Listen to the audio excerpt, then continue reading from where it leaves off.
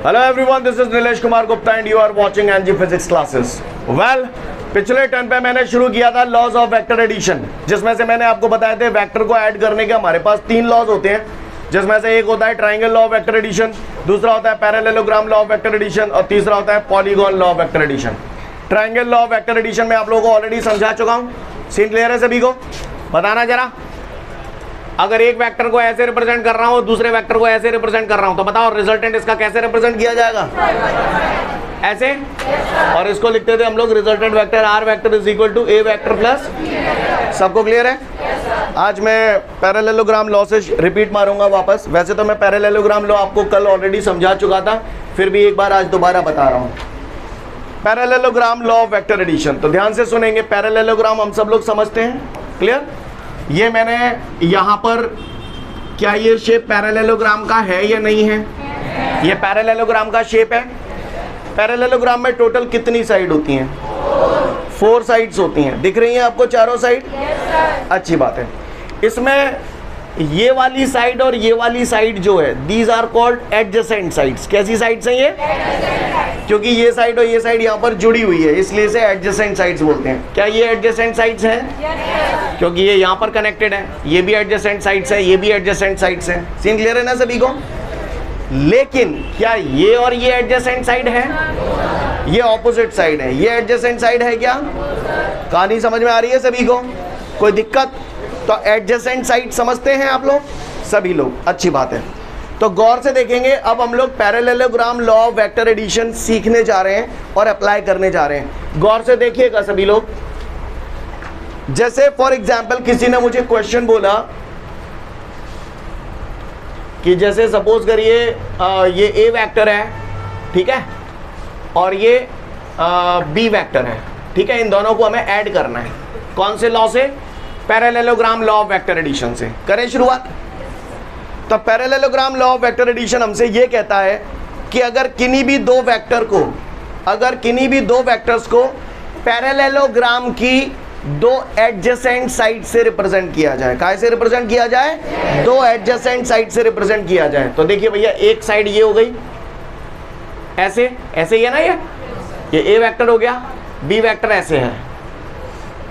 यानी यहां पर मैंने क्या किया, इन 2 वेक्टर्स को पैरेललोग्राम की 2 एडजेसेंट साइड से रिप्रेजेंट कर दिया। कर दिया कि नहीं कर दिया? इससे पैरेललोग्राम तो बना दोगे। इसके पैरेलल साइड ऐसे आ जाएगी, बोलो भैया, और इसके पैरेलल साइड ऐसे आ जाएगी। सीन क्लियर है सभी को? बोलो भैया। मैंने यहाँ पर क्या किया है, किन्हीं भी 2 वेक्टर्स को पैरेललोग्राम की 2 एडजेसेंट साइड से रिप्रेजेंट किया है। किया है या नहीं किया है? किया है। अच्छी बात है। तो पैरेललोग्राम लॉ ये कहता है कि अगर किन्हीं भी 2 वेक्टर को पैरेललोग्राम की 2 एडजेसेंट साइड से रिप्रेजेंट किया जाए, तो इन दोनों का जो रिजल्टेंट होता है वो पैरेललोग्राम के डायगोनल से रिप्रेजेंट किया जाता है। इनका जो रिजल्टेंट होता है वो पैरेललोग्राम के डायगोनल से रिप्रेजेंट किया जाता है। अब यहाँ पर डायगोनल ये भी हो सकता है और ये भी हो सकता है, पर हमें वो वाला डायगोनल लेना है जो दोनों वेक्टर्स के इंटरसेक्शन पॉइंट से पास होता है। इन दोनों वेक्टर्स का इंटरसेक्शन पॉइंट ये है, तो हमें कौन सा वाला डायगोनल लेना होगा? ये वाला। कहानी समझ में आ रही है? समझ में आई बात सभी को? कोई दिक्कत? तो ये आ गया आपका रिजल्टेंट। इसको लिखेंगे हम R vector is equal to A vector plus B vector. कहानी समझ में आई आप सभी को? क्लियर है? अगेन आई रिपीट, किन्हीं भी 2 वेक्टर्स को अगर पैरेललोग्राम की 2 एडजेसेंट साइड से रिप्रेजेंट किया जाए, तो इन दोनों का जो रिजल्टेंट होता है वो उस पैरेललोग्राम के डायगोनल से रिप्रेजेंट किया जाता है। और डायगोनल हमें कौन सा वाला लेना होता है? जो दोनों वेक्टर्स के इंटरसेक्शन पॉइंट से पास होता है। कहानी समझ में आ रही है बात सभी को? Again I repeat, if 2 vectors are represented by the 2 adjacent sides of a parallelogram, then their resultant is represented by the diagonal of that parallelogram which is passing through the intersection point of both of these vectors. Scene clear है सभी को? एक बार फिर से बोल रहा हूं क्योंकि सुनूंगा आपसे। If 2 vectors are represented by the 2 adjacent sides of a parallelogram, then their resultant is represented by the diagonal of that parallelogram which is passing through the intersection point of both of these vectors. Scene clear है सभी को? 1 minute का समय दिया, parallelogram law पूछूंगा आपसे। Parallelogram law सभी को क्लियर है? अब हम इसे थोड़ा सा एप्लीकेशन इसके देखते हैं कैसे अप्लाई करते हैं। वैसे तो मैंने अप्लाई करना भी आपको सिखा दिया है, एक एग्जांपल मैं और करवा रहा हूं, उसके बाद मैं चाहूंगा कि आप लोग इसे अप्लाई करें। ठीक है? क्लियर? तो देखिए पहले इधर ध्यान से ऑन द बोर्ड देखिए, ये एग्जांपल मैं ही करा रहा हूं। सपोज करिए ये ए वेक्टर है और ये बी वेक्टर है, अब मुझे इसे सॉल्व करना है parallelogram law of vector addition से। करें शुरुआत? चलो भैया, इन दो वेक्टर्स को पैरेललोग्राम की दो एडजेसेंट साइड से रिप्रेजेंट करना है। तो एक वेक्टर तो ये है, तो ये मेरा बढ़िया चक फर्स्ट क्लास ए वेक्टर है, बी वेक्टर ऐसे है, तो बी वेक्टर ऐसे हो गया। बोलो भैया, सीन क्लियर है? तो ये पैरेललोग्राम की दो एडजेसेंट साइड हो गई। अब जाते पैरेललोग्राम कैसे बनाएंगे? तो जा वाली साइड की पैरेलल जो आ जाएगी और इस वाली साइड की पैरेलल। सीन क्लियर है? समझ में आ रही बात सभी को? तो रिजल्टेंट कैसे लूँ? बताओ, आप बताओ, इशारा। इन दोनों का इंटरसेक्शन पॉइंट ये है, तो ये डायगोनल हो गया। तो this is the R vector is equal to A vector plus B vector. समझ में ही नहीं आई होगी मैंने? क्लियर है? फटाफट उतार लो जाए, फिर आगे की बात करूंगा। अगला जो क्वेश्चन मैं दे रहा हूं इसे करके बताना पैरेललोग्राम लॉ से। चलो करो। ऐसे घर पे अपने मन से भी कुछ भी डिजाइन डाल के आप बना सकते हैं ना, प्रैक्टिस करना। करो इसे, चलो देखिएगा ध्यान से। जिसका आ गया अच्छी बात है, नहीं आया इधर देखें। ये ए वेक्टर है, this is A vector. B vector ये है,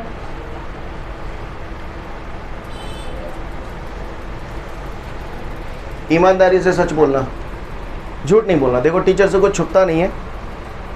ऐसे कितने लोग हैं जिनसे पैरेललोग्राम ही ना बनो? ऐसा हो रहा होगा ना, पैरेललोग्राम ही नहीं बनना हो कहीं पे तो भाई साहब ऐसे धांसू धमाका होंगे। तो कोई बात नहीं, पैरेललोग्राम बनाना है तो कुछ मत करो, इसके पैरेलल लाइन खींच दो और इसके पैरेलल लाइन खींच दो। तो जैसे इसके पैरेलल कैसे आ गई? ऐसे। समझ में आ रही है बात? बोलो भैया। और इसके पैरेलल लाइन कैसे आ गई?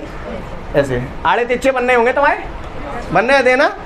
तो मारे बन रहे, सीधा सा बनना है। पैरेलल लाइन खींच दो। सीन क्लियर है? काहुए को परेशानी? तो बताओ रिजल्टेंट कैसे बना दूं? यू मीन टू से है? तो ये हो गया हमारा resultant. R vector is equal to A vector plus B vector. Scene clear है सबको? कोई दिक्कत? काहुए को परेशानी? सेकंड को ऐसे ही आओ तो सही है। अब मैं यहाँ कुछ कहना चाहता हूँ जो मैं पिछले क्वेश्चन में कहना चाह रहा था, नहीं कह पाया था, अब कह लेता हूँ।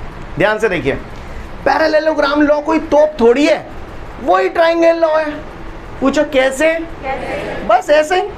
देखो गौर से देखिएगा, ये बी वेक्टर ही तो है, ऐसे ही तो है। तो ये ऐसे बना दूं? बोलो, पैरेलल ही तो है। अब आप खुद ही देखो, ये ए वेक्टर है, ये बी वेक्टर है, तो रिजल्टेंट ये आ गया। ट्राइंगल लॉ में यही तो पढ़ा था अपन ने, मेरा पता ही नहीं होगा। समझ में आई बात? सीन क्लियर है ना? कर लो है ना? अल्लाह parallelogram law of vector addition. Scene clear है सभी को? आगे प्रोसीड करूं? तो दो लॉ हमारे हो गए, कौन कौन से? Triangle law of vector addition, parallelogram law of vector addition. अब हम तीसरा पढ़ने जा रहे हैं, polygon law of vector addition. का एक पहली पूछो तुमसे, polygon law of vector addition. ये पॉली मतलब क्या होता है? पॉली ना मान लो, ट्राइंगल बोलते हैं, ट्राइंगल, ट्राई 3 है ना, टेट्रा 4, पेंटा 5। बोलो पॉली माने? पॉली माने बहुत सारे। पॉलिटेक्निक कॉलेज सुना है? पॉलिटेक्निक कॉलेज, पॉली लगी रे बाबू। पॉलिटेक्निक मतलब हाँ, ऐसा कॉलेज जिसमें बहुत सारी टेक्निक सिखाई जाती हैं, ऐसा कॉलेज जिसके अंदर बहुत सारी टेक्नोलॉजी सिखाई जाती हैं, दैट इज पॉलिटेक्निक। आज समझ में आइए ना? आ जाइए ना? है कम्युनल नालायकों। तो पॉली का मतलब ही होता है बहुत सारे। क्लियर? पॉली का मतलब बहुत सारे। अब हम लोग पढ़ने जा रहे हैं polygon law of vector addition का। जी हाँ बहने भाइयों, polygon law of vector addition. अभी तक हम क्या कर रहे थे? एक ऑब्जेक्ट था, कुत्ता है तो बिल्ली है, तो दो फोर्स लगा रहे हैं, हम रिजल्टेंट ऐसे तान देते कि नहीं तान देते? अब हम पहुंच गए जंगल में। कहाँ पहुंच गए? वहां में कुत्ता बिल्ली तो मिलेंगे, सो मिलेंगे संग में। हाँ, मन बात देंगे। तो जैसे ये आप हो, ये आप हो, इतने आए हो कुत्ता, कुत्ते ने फोर्स लगाया इधर, समझ गए? फिर आया हो भाई साहब बिल्ली। क्लियर? थोड़ा बड़े लाऊं, जंगल में कुत्ता बिल्ली ना अच्छी लग रही नहीं? तो बिल्ली ने इधर फोर्स लगाया, फिर आ गया आपके सामने, क्लियर, कुछ भी ले लो, मैंने मान लिया शेर आ गया, ठीक है, और ले लो दो चार, कैच कोड़े देंगे तुम्हें और को बात ना कोगत करवाओगे अपनी, करवा लो, इतने स्यापो ले आता हूँ जीवटा से ले, ये डी वेक्टर, क्लियर। ये सब के सब एक साथ आपके ऊपर फोर्स लगा रहे हैं, समझ में आ रही है मेरी बात। अब फाइनली रिजल्टेंट कहाँ जाएगा, जे मोए पतो पानी है, जे मोए पतो पानी है। नजारो कैसा, नजारो समझने की कोशिश करियो। एक फोर्स ऐसे लग रहा है, दिस इज ए वेक्टर, दूसरा फोर्स ऐसे लग रहा है, दिस इज बी वेक्टर, बोलो भैया। तीसरा फोर्स ऐसे लग रहा है, सी वेक्टर, चौथा फोर्स ऐसे लग रहा है, डी वेक्टर। सीन क्लियर है? कहानी बिल्कुल मिलती जुलती है ट्राइंगल लॉ से, क्लियर। तो ट्राइंगल लॉ के मार्फत ही इसे समझने की कोशिश करना, ठीक है। लिसन एवरीवन, अब मुझे करना है इसका सॉल्यूशन। कौन सा सॉल्यूशन? जी हाँ, जी हाँ बहनों भाइयों, अब हम इसका सॉल्यूशन करने जा रहे हैं, ठीक। ए वेक्टर, सुनो, ट्राइंगल लॉ याद है? If two vectors are represented by the two sides of a triangle which are taken in the बस डटाओ। ए वेक्टर, ए वेक्टर, बी वेक्टर, सब साइक्लिक ऑर्डर में चलेगा। बी वेक्टर, सीन क्लियर है ना सबको? पक्का? सी वेक्टर बताओ, तुम ही बताओ, अपने मनते सोचो। सी वेक्टर, डी वेक्टर, मनते सोचो।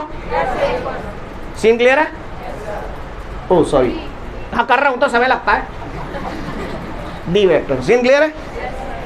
If two or more than two vectors, clear, if two or more than two vectors are represented by the various sides of a polygon, polygon जो होता है उसके अंदर बहुत सारी साइड्स होती है, जैसे ट्राइंगल में 3 साइड होती है ना, वैसे पॉलीगॉन में बहुत सारी साइड्स होती है ना। तो if two or more than two vectors are represented by the various sides of a polygon, then their resultant is represented by the closing side of that polygon, closing arrow कैसे, triangle law याद करो तुम, triangle law, arrow कैसे लाऊं? शाबाश, मैं मर जाऊं कसम से। तो रिजल्टेंट हमारा आ गया, R vector is equal to A vector plus B vector plus C vector plus D vector. नजारा क्लियर है? सेकंड ने सोच लियो भाई, स्टेटमेंट ध्यान से सुने, पूछूंगा और तोड़ूंगा कसम गंगा मैया की। If two or more than two vectors are represented by the various sides of a polygon which are taken in the same order, then their resultant is represented by the closing side of that polygon which are taken in the opposite order. Got it guys? समझ में आ रही नहीं आ रही? Scene clear है? कहानी समझ में आ गई? एक बार फिर से बोल रहा हूँ, if two or more than two vectors are represented by the various sides of a polygon which are taken in the same order, then their resultant is represented by the closing side of that polygon and which are taken in the opposite order. Scene clear है सभी को? कोई दिक्कत? पक्का? तो फटाफट polygon law पढ़ लो, पूछूंगा और तोड़ूंगा। अब पॉलीगॉन लॉ की अगर मैं बात करूं तो ये भी कोई तोप नहीं है, ये भी ट्राइंगल लॉ ही है। ये भी पूछो कैसे? बस ऐसे ही। आओ देखते हैं, थोड़ा फोकस करना, आप लोग समझ जाओगे, ठीक है। अपन बात कर रहे हैं केवल ए वेक्टर और बी वेक्टर की, तो ये ए वेक्टर है, ये बी वेक्टर है, तो इन दोनों का ट्राइंगल लॉ की बात कर रहा हूं, ये ए वेक्टर है, ये बी वेक्टर है, तो इन दोनों का रिजल्टेंट ऐसे, एरो कैसे, ऐसे, तो ये रिजल्टेंट क्या आ गया? ए वेक्टर प्लस, अब इन दोनों का रोल खत्म, समझना क्लियर?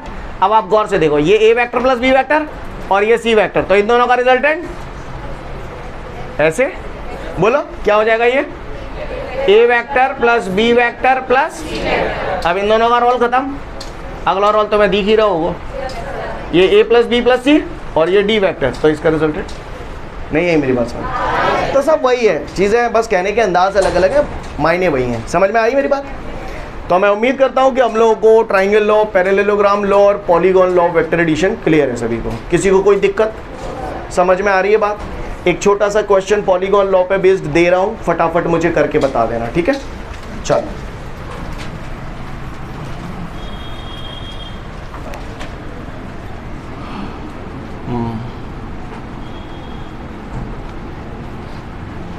ये ए वेक्टर है, ज़्यादा नहीं दे रहा हूँ, बस इतना ही करो, चलो।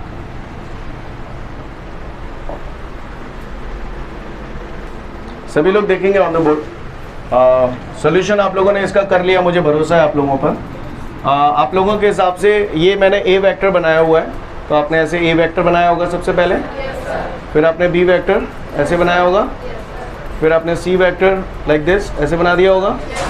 अब इसका रिजल्टेंट बनाना था तो आपने ऐसे बनाया था, है ना। तो R vector is equal to A plus B plus C. Scene clear है सभी को? सबका सेम आंसर था? करेक्ट है। आगे बढ़ जाऊँ? अच्छी बात है। अगर इतनी बात समझ गए बेटा तो गौर से देखिएगा, ये आर वेक्टर बराबर मैंने क्या लिखा है, a vector plus B vector plus C vector. कोई दिक्कत? समझ में आ गई बात? अच्छा, अगर आपको इतनी बात समझ में आ गई है तो सोच समझ के मुझे अब जवाब देना। इसे रब कर दूं मैं? अच्छी बात। सपोज करिए मैंने लिखा, आप रिजल्टेंट वेक्टर को ऐसे तो लिख रहे हो, R vector is equal to A vector plus B vector. बोलो। अच्छा, काय मैंने तुम्हें एक दिन यूनिट वेक्टर बताओ तो यूनिट वेक्टर को ऐसे ही तो लिखते हैं, a cap is equal to A vector upon mod a vector. बोलो। सीन क्लियर है सभी को? कोई दिक्कत? अच्छी बात है। पता है ना सभी को ये फॉर्मूला? लुक एवरीवन, मैंने लिखा a vector is equal to, कुछ भी लिख दिया मैंने, सपोज करो a vector is equal to 2i cap plus 3j cap plus 4k cap, ठीक है। और मैंने लिखा b vector is equal to 3i cap plus 5j cap plus कुछ भी लिख दिया 1k कैप। सीन क्लियर है? अब मुझे इसका रिजल्टेंट चाहिए, रिजल्टेंट। तो मुझे मालूम है आर वेक्टर बराबर क्या हो जाएगा, ए वेक्टर प्लस, और ए प्लस बी करना आपके बाएं हाथ का खेल है, ऐसा सुना है मैंने, है? तो कर ले हुआ है प्लस, हाँ जोर से बोलो, हाँ हाँ, कहानी समझ में आ रही है? तो ए प्लस बी का रिजल्टेंट ये आ गया। अब इस रिजल्टेंट की डायरेक्शन में यूनिट वेक्टर पूछ रहा है, रिजल्टेंट का यूनिट वेक्टर पूछ रहा है, तो इसे ऐसे लिखूं, r cap is equal to r vector upon modulus of r vector. काहुए को परेशानी? बोलो भैया, आ जाओ। आर वेक्टर यही तो है, 5i cap plus 8j cap plus 5k cap upon under root R vector कैसे निकालते हैं आपको मालूम है? क्या करूं 5 का स्क्वायर प्लस 8 का स्क्वायर प्लस 5 का स्क्वायर। सॉल्व तो कर लोगे अब आप लोग? कहानी समझ में आई मैंने कैसे किया? सोच ले भाई। 5 का स्क्वायर 25, 5 का स्क्वायर 25, 25 50। मैं यहाँ लिख देता हूँ थोड़ा सा, R cap is equal to 5i cap plus 8j cap plus 5k cap under root, भैया 5 का स्क्वायर 25 प्लस 64 प्लस 25, 25 25 50, क्लियर? 50 ये हो गया और 64 ये हो गया, कितना हो गया? 114, क्लियर? तो डायरेक्ट लिख दूँ यहाँ अंडर रूट 140, 140। सीन क्लियर है? ये आ गया हमारा यूनिट वेक्टर। कहानी समझ में आई आप लोगों को? कोई दिक्कत? इसी टाइप से आपका अगला क्वेश्चन दिया है और नंबर्स बदले हुए हैं, लिखा है find the unit vector in the direction of resultant A vector is equal to 2i cap plus 3j cap plus 4k cap, इत्तेफाक से सेम है, and B vector is equal to 4i cap plus 5j cap plus 2k cap. ठीक है, इसको solve करते हैं। 4i cap plus 5j cap plus 2k cap. Scene clear है ना? एक बार मैं दोबारा मैच कर लूँ, ए vector is equal to 2i plus 3j plus 4k and B vector is equal to 4i plus 5j plus 2k, है ना? तो वो कह रहा है find the unit vector in the direction of resultant of these. तो resultant ऐसे ही निकालते हैं, बोलो फटाफट, चलो। 6i कैप, चलो ये तो सेम ही है, चलो। Scene clear? तो ये हमारा रिजल्टेंट आ गया। तो R cap is equal to, कहानी क्लियर है? क्या लिखूं? प्लस 8j कैप प्लस, कोई परेशानी? तो ये हो जाएगा हमारा 6i cap plus 8j cap plus 6k cap. Under root में यहाँ पर क्या आ जाएगा बताओ भैया? ओह सॉरी, यहाँ भी करेक्शन होगा ना। 6 का स्क्वायर प्लस 8 स्क्वायर प्लस 6 का स्क्वायर। सीन क्लियर है? 6 का स्क्वायर 36, 8 का स्क्वायर 64 प्लस 6 का स्क्वायर 36, 64 और 36 100। तो क्या लिख दूँ इसका answer? 6i cap plus 8j cap plus 6k cap upon under root 136। Scene clear है सभी को? कोई दिक्कत? भाषा समझ में आ रही है आपको? सॉल्यूशन फटाफट नोट डाउन कर लो, अगला क्वेश्चन आपके नोट्सों में यही दिया हुआ था, नोट इट डाउन फास्ट। मैं उम्मीद करता हूं यहां तक सभी का हो गया होगा, रब कर रहा हूं मैं इसे अब। हाँ, आंसर मेरा ये आया रिजल्टेंट है। लिसन, मेरा आंसर क्या आया मैं यहां लिख रहा हूं, try to understand. R cap is equal to 6i cap plus 8j cap plus 6k cap under root 136। यही आ रहा है ना अपॉन में, जाएगा यो ना लिख सकत।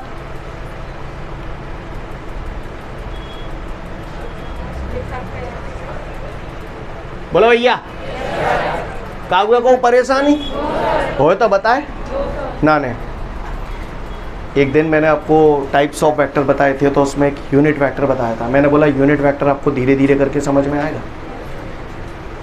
यूनिट वेक्टर वो वेक्टर जिसका मैग्नीट्यूड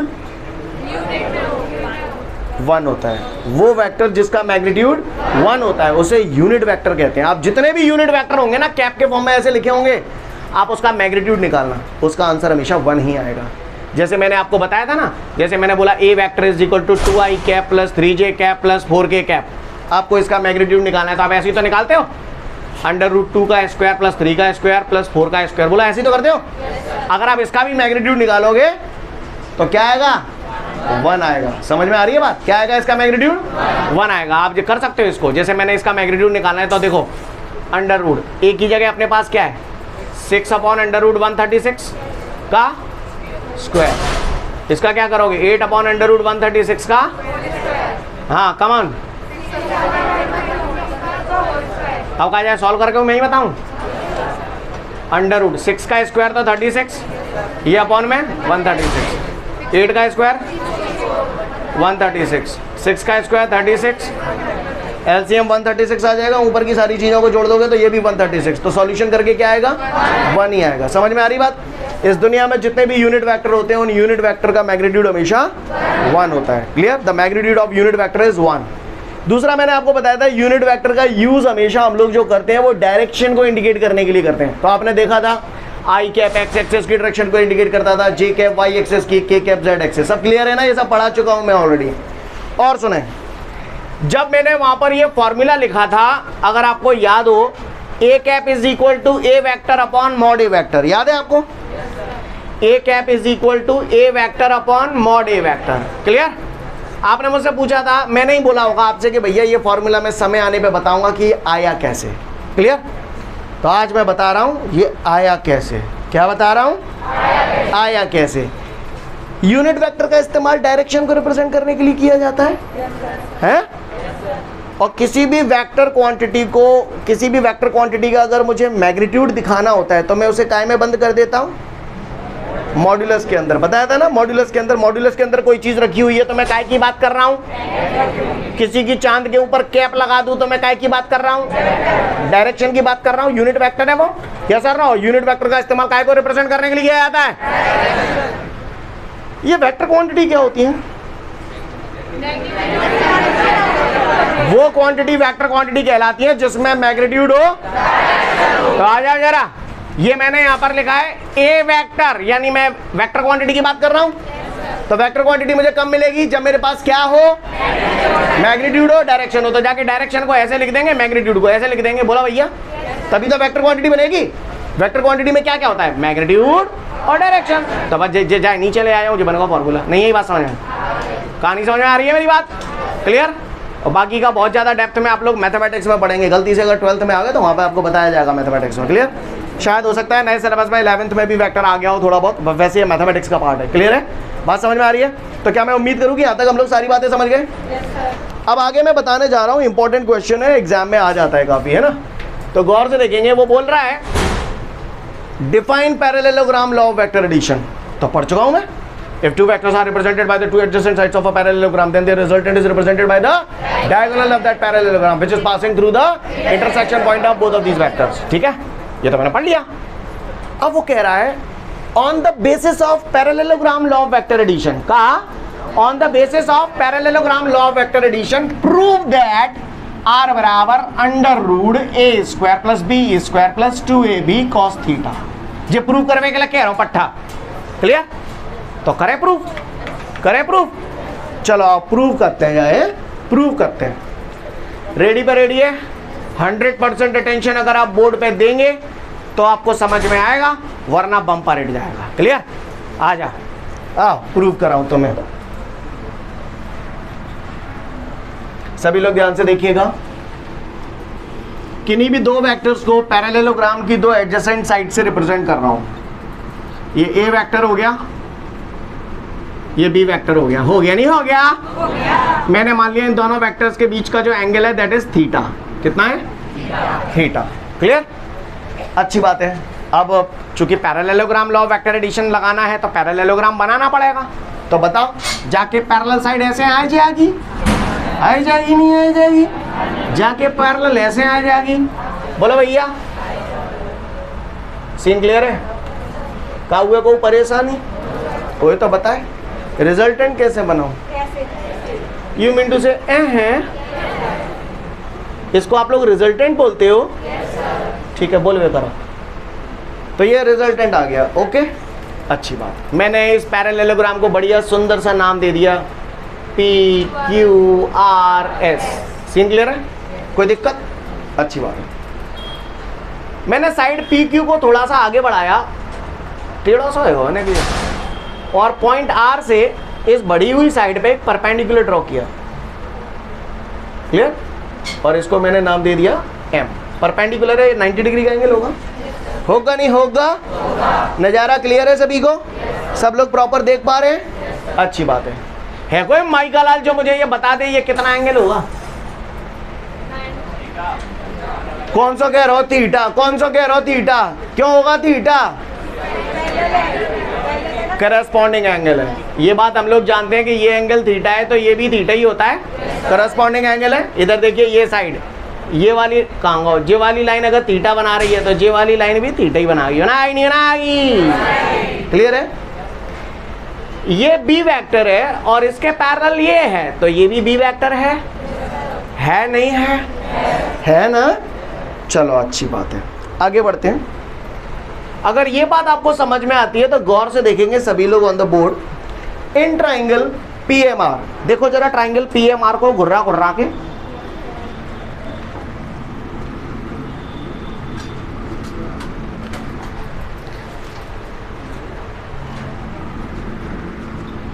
इन ट्राइंगल PMR, दिख गो भैया PMR?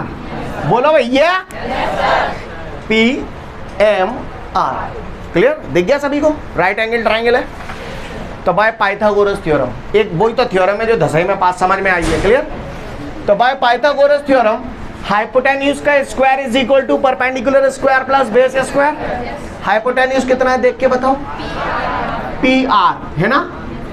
हाइपोटेन्यूज का स्क्वायर, क्लियर है, इज इक्वल टू परपेंडिकुलर कितने का देख के बताओ? RM है ना? MR या RM बात एक ही है। बेस बोलो। जी हाँ मैंने वही हूँ। क्लियर है? अच्छा, मैं कचू क्या हूँ नहीं और तुम कचू कही हो मत, ठीक है? ऐसे ही करके चलेंगे। क्लियर? रेडी? और स्टेप अपने आप लपकते चलना, जो स्टेप नहीं लपक पाओ फिर वो मैं बताऊंगा, कोशिश खुद करना, ठीक है? आओ।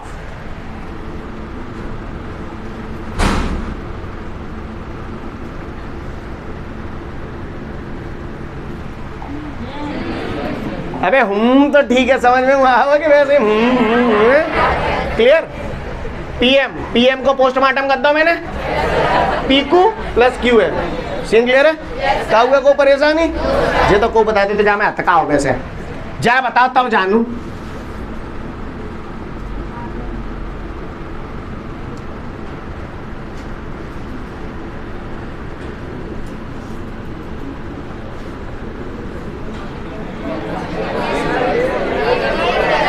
अरे हुई कर लो बस, समझ में आएगा तो क्या कर दो मैंने? शाबाश, आप महान हैं, आप धन्य बच्चे हैं। A प्लस बी का देखो जो तो भैंसों की A प्लस बी का होल स्क्वायर किया तो A square plus B square plus 2AB। क्या हुआ को परेशानी नहीं हो तो बताए ना, नहीं तो फिर सुने किसने बोला ये? पीछे वाला है। जो भी है, साफ बोल रहा हूँ भैया, लड़का हो चाहे लड़की, ज़्यादा फैमिलियर मत हो जाना मुझसे। मैं आपके साथ फैमिलियर हूँ केवल इस वजह से जिससे मैं अपनी बात बेहतर तरीके से आपको समझा सकूं, इसलिए उतर के मुझे आपके लेवल तक आना पड़ता है। क्लियर? वरना अप करके पढ़ाना मुझे बहुत अच्छे से आता है। कनपट्टी भरेरी भरेंगी सीधी, हाँ, चाहे लड़का हो चाहे लड़की, जो भी हो, साफ समझा रहा हूँ। गलती से भी टीचर और स्टूडेंट के बीच के गैप को क्रॉस करने की कोशिश मत करना। जो भी है, साफ तौर पे समझा रहा हूँ, जो भी है। यहाँ बड़ी क्लास में चौड़े में बुला के चांटा मारता हूँ, यहाँ न पीठ पे ना इतने बीते, क्योंकि बात को आसान ना हो। यहाँ अगर चांटा पड़ता है तो यहाँ लगता है। क्लियर? ताने फीसना भरी बच्चे का हुए आज ही निकल ली हो, जो भी है। हाँ, गलत अड्डे में फंस जाओगे। सुनाओ, सुनाएंगे तो आता ही। यहाँ तक क्लियर है सभी को? कोई दिक्कत? को बता दो जहाँ मैं कुछ होता नहीं हूँ। अब अपनी आंखें फैला के देख लेना, ठीक है? ज़्यादा मत फैला दिए, पुतली गिर जाएंगी। गौर से देखें, ये स्टेप अगर आपने बता दिया तो मुझे लगेगा कि हाँ भाई कुछ दम है। क्लियर? क्या है? दम है। पहले मैं ही समझ लूँ भाई। क्लियर? अब करो, देखे कौन सा मुंह पे हूँ करते हुए करो। नहीं मैंने बिल बिलाया तो गारंटी है। आवाज नहीं आई हूँ की, मैं तो तरस रहा हूँ सुनवे के लिए।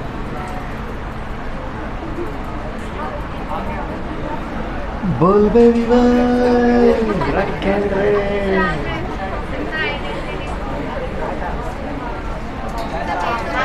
आ गया? कौन से को आएगा? हाथ खड़ो कर दे। बातें मैंने बिट्टू फिर क्या किया बताओ? हाँ बताओ। खड़े होके जवाब दो, खड़े होके। हाँ, क्यों कर दे? प्लस करने से क्या आ जाएगा? कैसे आ जाएगा? है जबरदस्ती। आर एम कहाँ है जीरो और क्यू एम जो पैरेलल कहाँ से दिख रहे हैं? चलो हाँ हाँ भाई,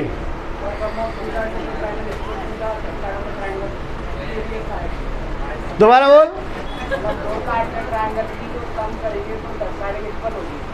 कौन है कही? हाँ, पहुंच तो सही गया लेकिन हल्का सा। हाँ सिंपल। इस बच्चे ने सही, इस बच्चे के लिए जोरदार तालियां बजाएं। जिंदगी में दूसरों के लिए तालियां बजाए ना, खुद कुछ मत करना। चले यार पागल से कहाँ आते। सुने, इस बच्चे ने बिल्कुल सही जवाब दिया। सिंपल सा आंसर है, पाइथागोरस थ्योरम लग गई। कहीं चिकन लग गई, पाइथागोरस कहाँ लग गई? चिकन नहीं बता दे तो।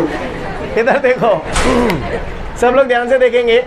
इसका रीजन मैं यहाँ साइड में लिख देता हूँ, ठीक है? इधर कोपचे में। लिसन एवरीवन, कमीनो, इस ट्रायंगल को गौर से देखो। राइट एंगल ट्रायंगल है, तो जरा लगाओ पाइथागोरस थ्योरम। क्या हो जाएगी? हाइपोटेन्यूज का स्क्वायर क्या हो जाएगा? हाइपोटेन्यूज का square is equal to perpendicular square plus base square. पक्का? तो आप गौर से देखें, r m square plus q m square काय के बराबर है? Q r square. कहो r m square plus q m square. R m square plus q m square, इसकी जगह मैंने लिख दिया है क्यू आर स्क्वायर। ये भैंसों की, ये भैंसों की। स्टेप समझ में आया? समझ में आया? पक्का? जय स्टेप पे आके लोग सही रह जाते हैं। क्लियर? तो ऐसे आप तो नहीं होगे ना, बच्चे रहोगे, साइड से कट के निकल लिए हैं। ओके, अच्छी बात है। अगर यहाँ तक आपको समझ में आ गया, ये मैंने साइड में रीजन लिख दिया है इसका। शायद आपके नोट्सों में पता नहीं लिखा है कि नहीं लिखा। नहीं लिखा हो तो लिख लेना, पहले समझ लो इतने, बाद में लिख लियो, पूरा समय देंगे। यहाँ तक क्लियर है? काहुए को परेशानी हो तो बताए, नारे तो फिर सुने। P r, p r, r vector है, r vector square. Scene clear? Q r, जोर से बोलो, बी वेक्टर। पीकू, पीकू देखिए आपने? पीकू किसी मूवी का नाम भी है ना? मालूम है कि नहीं मालूम? नहीं, पीकू हाँ अमिताभ बच्चन वाली देखिए, कितने करने देखिए, पिक्चर से करने देखिए, दिखो पिक्चर। QR हो गया, PQ हो गया, hello to PQ A vector, ठीक है। QM we don't have QM, right. अब हमारे पास QM नहीं है, हमें QM चाहिए, चाहिए ही चाहिए, क्लियर। तो QM कैसे निकलेगा, साइड में रीजन लिख रहा हूं जम पे, ठीक है। ए दुनिया वालों, क्या चाहिए आपको, यानी मुझे ये चाहिए, ठीक है। इस ट्राइंगल को अगर मैं घुर्रा के देखूं तो मेरे पास हाइपोटेन्यूस है, नहीं है, मेरे पास एंगल है, एंगल है, हाइपोटेन्यूस है, बेस चाहिए। क्या फॉर्मूला लगाएंगे, cos theta is equal to base upon hypotenuse. तो मैं फॉर्मूला ही के लिए मैंने हैं, जानता होगा। cos theta is equal to, मैं यहाँ लिख रहा हूँ cos theta is equal to होता है बेस अपॉन हाइपोटेन्यूस। बेस कितना है, तो यहाँ लिख दो बेस की जगह QM। बोलो, बोलते क्यों नहीं है, क्या हो जाता है तुम्हें, बोलवे करो। बेस हाइपोटेन्यूस कितने है, QR काय के बराबर है, तो ऐसे लिख दो B वेक्टर। क्या गलत कर दो मैंने, क्रॉस मल्टीप्लाई कर देंगे तो QM बराबर कितने है जाओ, B cos थीटा। बोलो भाई ये है, तो QM की जगह मैंने का धर दो।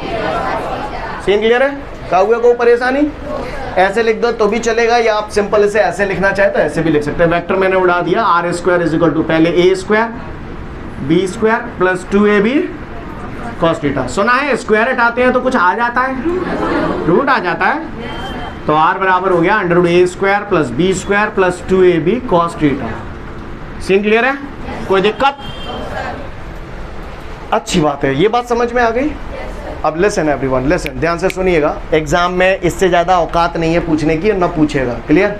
लेकिन फिर भी मैं बता रहा हूँ, लेकिन आपके एग्जाम में यहीं तक आएगा, इससे ज़्यादा नहीं आएगा। लेकिन किसी को अगर पेपर ज़बरदस्ती बहुत टिपिकल बनाना हो तो कोई बना सकता है, उसका अपन कुछ नहीं कर सकते, समझ रहे हैं ना। तो मैं थोड़ा बताने की कोशिश कर रहा हूँ, ट्राई टू अंडरस्टैंड। यही तो रिजल्टेंट है, इस रिजल्टेंट की वैल्यू आ गई R बराबर under root A square plus B square plus 2AB cos theta. अब हमें इसे यूज कैसे करना है वो तो मैं अभी बताऊंगा थोड़ी देर बाद, फिलहाल कुछ बात बता रहा हूं, ध्यान से सुनिएगा। अब ये जो रिजल्टेंट है ये हॉरिजॉन्टल से कितने डिग्री के एंगल पे है, ये इसकी डायरेक्शन फाइंड आउट करनी है ना। तो ये मैंने मान लिया अल्फा डिग्री के एंगल पे है, तो मुझे इस अल्फा की वैल्यू निकालनी है। सीन क्लियर है सभी को, अच्छी बात है। मैंने बचपन में सुना था tan theta is equal to perpendicular upon base, सुना है या नहीं सुना है। tan theta is equal to perpendicular upon base, theta की जगह कितने के अल्फा, तो tan alpha is equal to perpendicular का है जामे RM, यही तो ट्राइंगल है पूरा, तो परपेंडिकुलर हो गया RM, बेस कितने गए PM, रंपम क्लियर है, सही बोल रहा हूं। RM अपॉन PM का हुआ को परेशानी, तो tan अल्फा बराबर यहां पर हो जाएगा हमारा RM, PM को खोल दूं, समझ में ही नहीं आई, P2 प्लस Q है, बोलो भैया चलन उड़ील, तो tan अल्फा बराबर त्याई है जाई लाला रे RM हवाल धर रहे, कहाँ आते B वेक्टर यहीं जब रही मत करो यार, क्लियर। RM में बात है कहाँ, RM को सिलसिला हवाल खत्म करेंगे। PQ कितना है, जोर से बोलो, चिल्लाओ मत। QM बोलो, QM ये हवाले निकालो, निकालो। सीन क्लियर है। अब को राम जी रह गए RM रे हो ना रे हो कहा RM, आ जाओ भैया RM कहाँ है, जीरो, यही तो RM है। RM बोले तो परपेंडिकुलर भी तो चाहिए, क्या चाहिए, कहा तो है मेरे पास, हाइपोटेन्यूस है, एंगल है। ऐसा कौन सा फॉर्मूला जिसमें परपेंडिकुलर आ जाए, हाइपोटेन्यूस आ जाए, एंगल आ जाए, साइन थीटा। बच्चों ने पढ़ा था, sine theta is equal to perpendicular upon, perpendicular को है जामे RM, हाइपोटेन्यूस को है QR की जगह B वेक्टर लिख दूं, वो तो सांची कह देता हूँ, तो RM बराबर कितने कह जाएगी, B sine theta. Scene clear है। तो RM की जगह मैंने यहाँ पर क्या लिख दिया, ये tan अल्फा की वैल्यू आ गई B साइन थीटा। क्लियर है? काउए को परेशानी समझ में आ रही है बात? tan अल्फा है, अल्फा ही चाहिए तो tan को इधर ले आऊंगा तो इसको ऐसे लिख सकता हूँ, alpha is equal to tan inverse. पढ़ लिया क्या इनवर्स इनवर्स थोड़ा बहुत? ऐसे लाते हैं तो यहाँ पर इनवर्स हो जाता है, b sin theta upon a plus B cos theta. Scene clear है? बात समझ में आ गई सभी को? फटाफट ये डेरिवेशन देख ले, फिर आगे की बात करूंगा। ठीक है, तो फिर आज के लिए पर्याप्त है, कल फिर मिलते हैं। Thank you everyone, have a great day to all of you guys, जय हिंद।